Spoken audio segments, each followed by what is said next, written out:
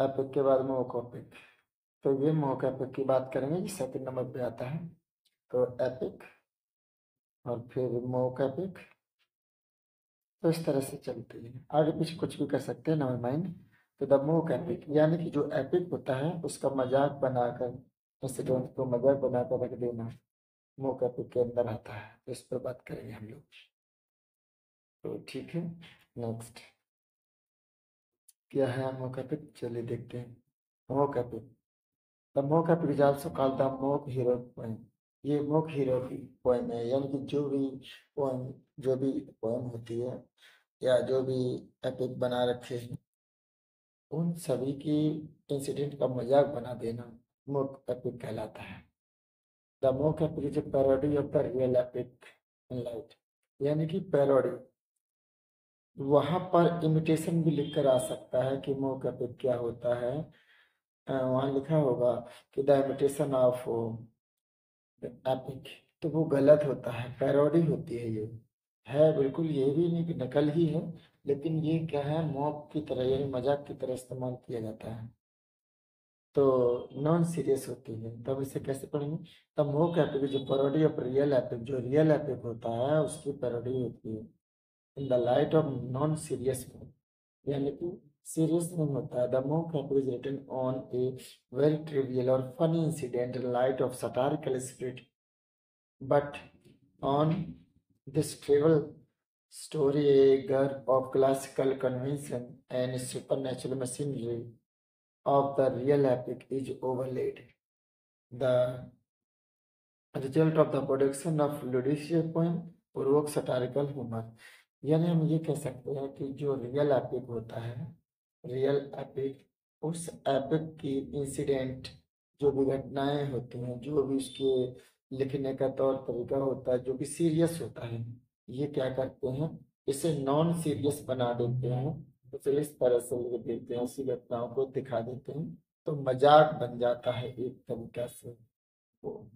तो इसी मजाक को ही नॉन सीरियस या फिर द मोक एपिक कहते हैं।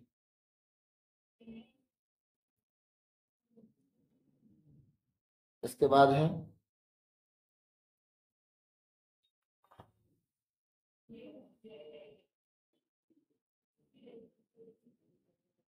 अभी क्या है, Italy and France set the fashion for the parody of the epic form.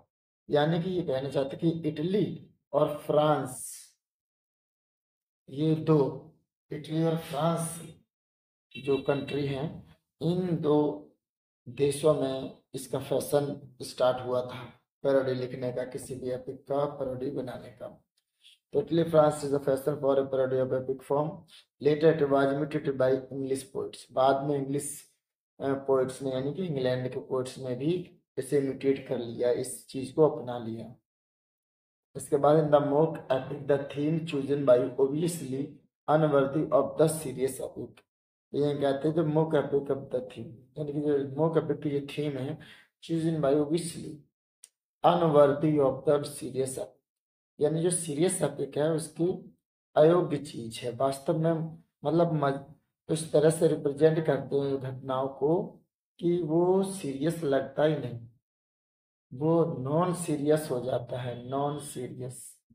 और नॉन सीरियस यानी कि मजाक बन जाती है, रियल एपिक की मजाक बन जाती है, यानी मोक कहेंगे, मजाक बन जाती है, मजाक। तो नॉर्मली हम ये कह सकते हैं कि इसे आप मजाक के तौर पर दे सकते हो कि जो रियल एपिक होता है उसका एक एक इसकी नकल बनाई गई जिसको पैरोडी कहेंगे रियल एपिक की। तो क्या है, a long narrative poem of the trivial incident is clothed in all the traditional paraphernalia and seemingly solemn dignity of the real epic form. The lone example of the mock epic Greek is the Battle of the Frogs and Mice, is a parody of Homer's Iliad। यानी कि Homer की जो Iliad Iliad जो epic है उसका उन्होंने mock epic बनाया है, होमर ने ही लिखा है मोक एपिक, यानी कि अपने ही एपिक का नॉन सीरियस वर्जन बना दिया एक तरह से। तो जिसका नाम है battle of the frogs and mice. ये battle of the frogs and mice parody है, पैरोडी है। तो हमें याद रख लेंगे कि इलियाड की पैरोडी क्या है, तो battle of the frogs and mice, यानी कि जो राजे, जो सरदार, जो लोग युद्ध में लड़े थे वो बिल्कुल सेम उस तरह से लड़े थे जैसे कि ये जो फ्रॉग्स और चूहे आपस में लड़ते हैं, यानी कि एक सीरियस को नॉन सीरियस बना दिया। आगे चलते हैं। The best example of the mock epic English Pope's the rib of the lock, यानी कि अलेक्जेंडर पोप, अलेक्जेंडर पोप जो कि न्यू क्लासिकल एज के हैं, new classical age, new classical age या अगस्टन एज बोलते हैं। तो उन्होंने लिखा है the rape of the lock, the rape of the lock. इसमें वो एक बेलिंडा की स्टोरी सुनाते हैं। तो this developed around a trivial incident of cutting of the lock of hair of a maiden's head, यानी कि बेलिंडा वो इसकी हीरोइन है जिसकी लॉक काट ली जाती है, जिस पर ये अपने विचार रखते हैं। तो this was done just a jest of mischief, ये किसकी वजह से होता है, एक शैतान, एक शैतानी भरी हरकत की वजह से होता है, कुछ नहीं।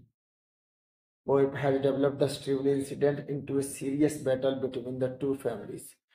वो अब क्या करता है, ये छोटी सी हरकत जो कि उसके बाल काट लिए, बाल काट लेते हैं लेडी के, तो इस चीज को वो बहुत सीरियस दिखा देते हैं। तो pope has develop this trivial, ये तुच्छ सी घटना, ट्रिवियल मतलब तुच्छ, छोटी सी तुच्छ सी घटना, into serious battle between the two families, दो फैमिली के बीच का झगड़ा दिखा देते हैं। In this battle even super natural power join the each side, यानी कि इन दोनों दो फैमिली के झगड़े का इसमें वो सुपर पावर को भी इंक्लूड कर देते हैं। एक तरफ बेलिंडा होती है, अरेबिला फेमर बोलते हैं, और एक होता है पीटर सेवेंथ, पीटर सेवेंथ। एक इन दो फैमिलियों के बीच का झगड़ा को वो एक टूल पकड़ा देते हैं, बहुत सीरियस बना देते हैं। इसमें सुपर नेचुरल पावर भी, यानी कि जादू टोना सब दिखाया जाता है। तो ये रेप ऑफ द लॉक है, रेप ऑफ द लॉक, जिसके अंदर वो बताते हैं कि किस तरह से जो अरेबिला फेमर है बेलिंडा के करेक्टर में है, और पीटर सेवेंथ एक बैरन, बैरन यानी कि एक ऐसा व्यक्ति जो उसकी लॉक यानी बाल काट लेता है, इस चीज को दिखाते हैं। There is a usual opening proposal of invocation, conventional supernatural machinery represented by the spirit of each air, water and fire। यहाँ ये कहना चाहते हैं कि ऐसी घटनाओं में इन्होंने क्या दिखाया है कि ओपन प्रपोजिशन इन्वोकेशन, प्रार्थना भी दिखाते हैं। कन्वेंशनल सुपर नेचुरल मशीनरी, अभी हमने बात की है कि ये इन्होंने क्या है, सुपर नेचुरल पावर, जादू टोना, जादू चमत्कार, ये सारी चीज को दिखाया spirit of earth, air, water और फायर की मदद से। Pope makes use of other classical and conventions related to the real epic, वो क्या करते हैं कि रियल एपिक की अदर चीजें, क्लासिकल चीजों को भी और रिलेट करते हैं, उनको भी इस्तेमाल करते हैं। हैजलिट इस बात पे कहता है कि the rape of the lock, the title has been made great and the great is little. Hazlitt ने क्या कहा है, हैजलिट कहता है कि, हैजलिट कहता है कि रेप ऑफ द लॉक में जो चीजें बड़ी हैं, बड़ी हैं उनको छोटा दिखाया जाता है। The little has been made great, छोटी चीजों को बड़ा दिखाया गया है और बड़ी चीजों को छोटा दिखाया गया है। तो यानी कि एक तरह से वही मजाक बना के रख दिया है। अच्छा, तो अभी हम लोग यहाँ से यहाँ तक हमने इसको पढ़ लिया है, हम समझ गए हैं। फाइनली हमने क्या समझा है कि मोक एपिक क्या है। मोक एपिक एक रियल एपिक की पैरोडी है, पैरोडी होती है, यही वर्ड चूज करना होगा हर हाल। इमिटेशन आ जाए लिखकर वो नहीं चूज करेंगे, कॉपी आ जाए वो नहीं करेंगे, सिर्फ पैरोडी। इसमें क्या किया जाता है कि सीधी सी बात है, रियल एपिक की इंसिडेंट घटनाओं को इस तरह से दिखाया जाता है कि वो मजाक लगने लगती है, नॉन सीरियस से नॉन सीरियस हो जाती है। रियल एपिक सीरियस होता है, मोक एपिक नॉन सीरियस। तो एक तरीके से हेजलेट ने इसकी तारीफ कर दी कि भाई बड़ी चीजों को छोटा दिखा दिया गया है, छोटे चीजों को बड़ा दिखा दिया गया है, तो ये चीज। तो यहाँ पर अब हम इससे रिलेटेड कुछ क्वेश्चन सॉल्व करेंगे जो हमारे टीजीटी और पीजीटी या फिर नेट में पूछे जा सकते हैं। चलिए क्वेश्चन चलते हैं। पहला question, one of the following poets has written a mock heroic poem. ऐसा कौन सा पोइट है जिसने मोक हीरोइक पोएम लिखी है? तो अलेक्जेंडर पोप ने ही तो लिखी है, हमने अभी बात भी की है, तो उन्होंने लिखा है, सही है। इसके बाद दूसरा, विच ऑफ द फॉलोइंग जे मोक एपिक, कौन सा मोक एपिक है? पिलग्रिम्स प्रोग्रेस सीरियस है, गुलिवर्स ट्रेवल सीरियस है, रॉबिन्सन क्रूजी सीरियस है, रेप ऑफ द लॉक जो कि अभी हमने पढ़ा था।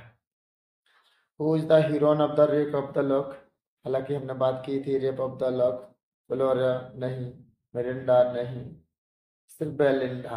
अभी हमने बताया था आपको कि अराबेला फार्मर, ये तो फैमिली थी, अराबेला फार्मर और एक पीटर सेवंथ, तो वो बैरन के रूप में है और ये बेलिंडा के रूप में है। आगे चलते हैं। The battle of rocks and mice smoke epic it is written by, तो ये हमें मालूम है इलियाड का है, इलियाड का पैरोडी है, तो लिखने वाले होमर थे, तो हम ढूंढ लेंगे कौन से हैं। वो एक ग्रीक थे, ग्रीक पोइट। बाकी ये गलत है, ना रोमन थे ना लैटिन थे। इसके बाद है पांचवा question, the mock epic poem क्या होती है? In a satire on real epic, satire on real epic, बिल्कुल सटायर तो होते हैं एक तरीके से, लेकिन और देखते क्या है, is an imitation of real epic नहीं, ए पैरोडी ऑफ रियल एपिक ये तो है, another version of real epic नहीं। तो हम ये सटायर तो मान ही सकते हैं, तो एक तरह से हम सटायर भी होती है, लेकिन पैरोडी के अंदर वो सटायर इंक्लूड होता है ऑलरेडी, तो हम इसको ना लेकर पैरोडी मानेंगे। Homer's scene of battles are produce parodied in the rib of the lock, जो होमर के सीन हैं युद्ध के, वो इसमें किस तरह से दिखाए गए? Game of cards, game of chess board, battle of English item cosmetics, member of two families नहीं, युद्ध का है तो गेम ऑफ कार्ड्स के रूप में दिखाए गए, तो आपका ए पार्ट सही है। यानी कि होमर्स का जो सीन्स हैं वो रेप ऑफ द लॉक में गेम ऑफ कार्ड्स के रूप में दिखाए गए, तो ये आंसर करेक्ट है। इसके बाद है the rape of the lock is written in, किस में लिखी गई है? टर्जा राइमा ओटावरा में हीरो कपलेट, ये हीरो कपलेट में लिखी है क्योंकि पोप ने हीरो कपलेट ही इस्तेमाल किया, हीरो कपलेट अलेक्जेंडर। तो इसके बाद है next question, how many cantos are there in the rape of the lock, तो रेप ऑफ द लॉक में कितने कैंटोस हैं?